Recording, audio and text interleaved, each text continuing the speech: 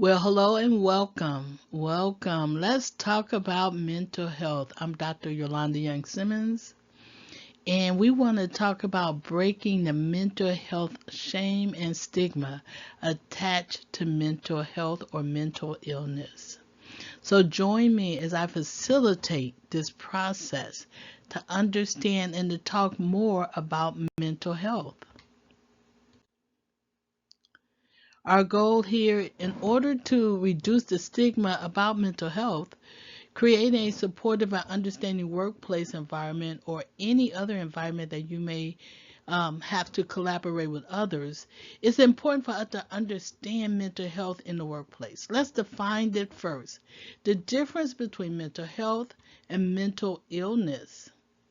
Mental health is generally an emotional state of psychological well being, and it's about how you feel, how you think, or how you interact with others. Your mental health is determined about who you are and what you conceive or what you feel as you interact with others in this life, as we deal with others and interact with others. That's our mental health. But also we also have mental illness, which is also known as mental health disorder. And that mental health disorder is a distinct diagnosis and usually from a physician that can affect, it could still be a mental health situation about how we interact with others, but it's more severe. And it's a behavior that could impact your day-to-day life. And a lot of times the mental illness can be considered a brain disorder where mental health is more about you having self-care, how you're taking care of things, how you're interacting. But with mental illness, it could be a brain disorder, and usually you need a diagnosis from a doctor that will let you know that there's some mental illness there. Some examples of mental health issues could be anxiety disorder, depression, eating disorders, substance abuse, or PTSD. Example of mental health diagnosis by a doctor could be more severe as a schizophrenia, severe personality disorder, severe treatment resistant to depression, severe depression. So the word severe is more understood in mental illness, and mental health wellness is something that may not be a brain disorder, and you can determine that by the way you feel and by speaking to a physician. If you feel that you are resistant, you're not getting well, then you may need to have more professional help. And I suggest that everybody seek that. It's important that we all have good mental health awareness. And one of the things I really want to talk about is not having the shame or the stigma attached to it. Let's not have that. Let's be more supportive in everybody having good mental health. So that's why we have this training. We're having this training so that we can adhere to our funders' contract compliance. If you have employees, usually you have to do training. Self-development is important. Also, more knowledge of your industry, company policies and procedures, and a higher level of responsibility. And with training comes good customer service. Have a better workplace when you work with other people. Also, display a willingness to gain understanding from various subject matters. That's why we are here in the Free and One Training Institute, is we want to teach and help you have self-development. We want you to understand yourself and others better so that you can work closely with others without shame or intimidation from yourself or from others. Because ultimately, that's what's important, that we can work well with each other. And finally, to serve others, to have a better equipped to serve others. And in some cases, you might get a certificate of completion if you enrolled in Free and One Training Institute. So it's important that we all need training and the various sources and various information that we need. And this topic of shame and stigma related to mental health because I really wanted to address this because we all come from diverse backgrounds. We all have different testimonies of the life we've lived and the places we've been and the things we've seen. So nobody is special beyond a life story that they themselves. A passion to heal yourself is what I want you to do. A passion for you to understand that if you take care of yourself, then you can take care of others better. And I don't want any shame or negative consciousness, feeling bad about yourself, or that you inflict some shame or embarrassment on somebody else who you feel is flawed. Because we all are flawed. We all have something that we have to overcome. And you get the right prescription, and if your prescription that you get right is that you need to deal with yourself better and self-care, and somebody else may have to go to a doctor and get their self-care. But either way, in simplest terms, you don't want to be negative, a negative attitude. You don't want to have stereotype beliefs with a particular group of people that have mental health issues. Instead, we want to be a fair society. We want to treat everybody equal. We want to understand that if somebody is in a position that they can't get the help, if we can refer them to get the help, if you're working in that type of industry. If not, then don't shame them or put a stigma label on them because they have mental health issues. Because guess what? We all have them. And if you don't have them, then maybe somebody in your family have some mental health issues. And we want to make sure that we give everybody the benefit of the doubt and not shame them into a position or a role that would just make them feel worse. Okay, we want to offer help, and to do that, we cannot shame or put them in a label to say that they're unworkable or they have an undesirable trait, because some of it could have been a brain disorder that they had nothing to do with. So let's accept people as they are and be of service. And to do that, we want to have normalize our work environment. We want to help our peer check-in support groups. We want to provide mental health resources and workshops. If you work in a company, maybe if you have a bulletin board, put some resources available, put them on the board. Just play an active role in reducing the stigma or shame related to mental health. Listen without judgment. Listen and help speak up whenever you hear somebody label somebody, maybe in a negative fashion. Speak up. Also, celebrate Mental Health Awareness Month. And that's why we are having this training today, because this is in the month of May. And I don't know when you're going to look at this tape or see this training, but in the month of May, we celebrate Mental Health Awareness Month, and this is a good time to bring it to your company, bring it to your staff, bring it to yourself, that you yourself will have a good mental health awareness, and that you'll take the steps to make sure you improve. And there is no health without mental health, the World Health Organization says. And so dig deep and let's be of service. If you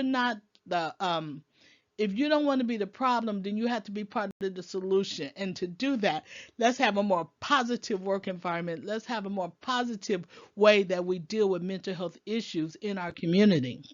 Strategies to reduce mental health. It can promote open conversation about mental health. Promote, train, use, and model. Train your supervisors to respond with empathy and support. Use inclusive language that are not harmful labels. Model mental health awareness in your leadership. Model that. If you can model that from the leadership down, then the employees and the whole staff would understand the culture that your organization represents. And that is one of loving and care, and one that believes that everybody has a chance to heal. And so I just want to make sure that you give everybody the opportunity, that you do not stigmatize them in a negative way, but that you will give them the strength and the power that they can get the healing that they need if they're a mental health awareness or if they're a mental illness. And if there are, then if you have resources, then please extend those resources to them in love, in empathy, and support. So, in why do we mental health matters to improve our mental health? We have to promote self-care. So, if you could take care of yourself, dig deep first, then when you work with other people, you won't be putting them in a category of being negative. But you have to work on yourself first, promote self-care to improve mental health. Focus on building healthy habits. Seek professional help when needed. Don't just suffer negative alone, but practice self care. And this means get enough sleep, rest. The mind works better when it has rested. Then you can be a better person and more positive person. And take care of yourself, your body, exercise, take care of your health. Take care of your health, and your health will take care of you. Mind, take care of your emotions, your mind, and what you feel. And when you do that, you'll feel better. So if you rest and take care of your health and your mind, then you won't be the negative person in the room. If you enter a room and you didn't sleep well, or you didn't exercise or take care of your mind, and you have some issues, because we all have issues. Don't think we do. Don't think we don't. We all have issues. But if you're going to bring your issues to work because you have not taken care of them, you have not addressed those, and they're bugging you, they got you down and out, then you're coming into the room with a negative attitude, and that can flow from one person to the next. So let's focus on building healthy habits. Seek professional help when you need. Practice the self-care. Include developing coping skills. Get enough sleep. Maintain a healthy balance of diet. And I told the story before, and I don't know if you heard it, but one time I wasn't really feeling very well, and I didn't know what it was because I couldn't pinpoint it. But what I did was I went and I drank a lot of water, and I just said, I'm going to drink this water before I eat. And then I drank a lot of water, not just a little bit. Within 2 hours, I was so happy. I mean, it's almost like I experimented on myself.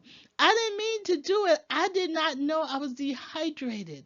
I was dehydrated. And then the feeling that I had after I received the water, I could not believe that water did that to me. And I was just singing and humming, and the same person that was down, and I couldn't figure out what my problem was. So I'm letting you know that sometimes it is that you need to eat better, and it might be just water. You might be dehydrated. You have to have a balanced diet. You have to have regular exercise. You have to have regular activities so that the brain also, you might want to do some things spiritual. Take care of your spiritual health. Do that also. Do things that you enjoy. Plant a garden. Join a support group. Paint a picture. I don't know. I don't care. But everybody has a destiny. Everybody has a divine destiny. Everybody is here on earth to do something. And so I want to encourage you to promote self care. If you can have good mental health, which is part of self care, good mental health, then you can be of service to other people in your community. If you work in a nonprofit organization of any type, or if you work and collaborate with a group of people, it's going to be somebody in that group that will agitate you, and they're going to rub you the wrong way. But I'm letting you know that you don't have to take it personal if you feel good about yourself already. If you're confident that you've had enough rest, that you've taken care of yourself with mind, body, and spirit. And that's what you need to do for good mental health. And I just want to encourage everybody that we all have our struggles and we all have our strengths. So I want you to take action this May. May is Mental Health Awareness Month. Here's a local agency here in Los Angeles, and their slogan is Take Action LA, and that's the website, takeactionlac.com. And when you look at the calendar on that website, it is so much to do. You can get involved any way you can, and sometimes when you give out, you receive even more. I just want to encourage each and every one of you to take care of your good mental health. Take the opportunity today. Start today, not tomorrow. Take care of yourself and dig deep and bring out your divine destiny, because God uses ordinary people to do extraordinary things, and you may be that one to do that extraordinary thing. So drop all your luggage and your baggage and join the awareness group of mental health awareness and take advantage of some good self-care, because you have a job to do.